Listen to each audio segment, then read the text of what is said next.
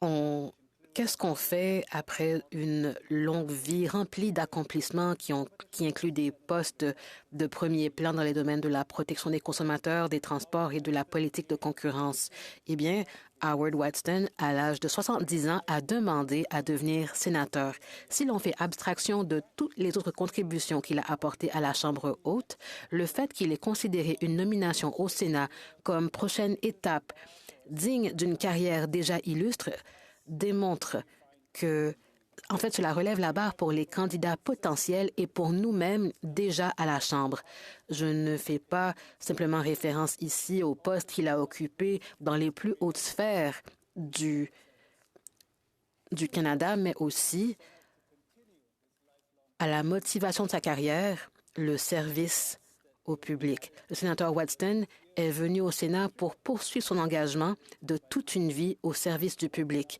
C'est une perte pour nous de ne l'avoir connu que pendant moins de 6 ans, dont 3 ont été ternis par la COVID, mais sa contribution hors norme a quand même été marquante pendant cette courte période.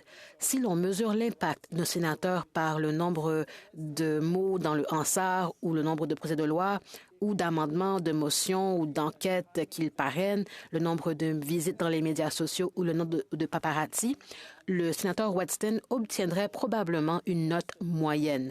Mais si on tient compte de la qualité de ces interventions et du moment où il les faisait, on verrait qu'il obtiendrait un diplôme summa cum laude.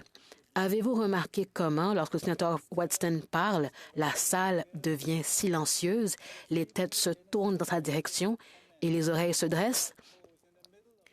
Comment une question ou un commentaire apparemment innocent qu'il pourrait poser au milieu d'une réunion sans issue change soudainement la trajectoire de la discussion et fournit de nouvelles pistes d'éclaircissement. Dans le cas du projet de loi C-69 sur les études d'impact, il a été responsable législatif du GSI et il a travaillé en étroite collaboration avec moi. Le projet de loi C-69 a semé la discorde, mais le sénateur Watson était l'une des rares personnes à qui toutes les parties du débat demandaient conseil, des défenseurs des pipelines, des mines, aux champions de l'éco-justice et aux Premières Nations. Il a essayé de donner des réponses et il a essayé de clarifier les choses, de clarifier les principes qui sous-tendent un objectif politique, clarifier le cadre institutionnel dans lequel toutes les politiques doivent fonctionner, clarifier les aspirations à un Canada meilleur qui sont nécessaires pour que les changements de politique aient un sens. 5 ans et 7 mois de service au sénateur Watson ne suffisent pas, mais il a été très efficace. Et je sais qu'il aurait pu en faire davantage.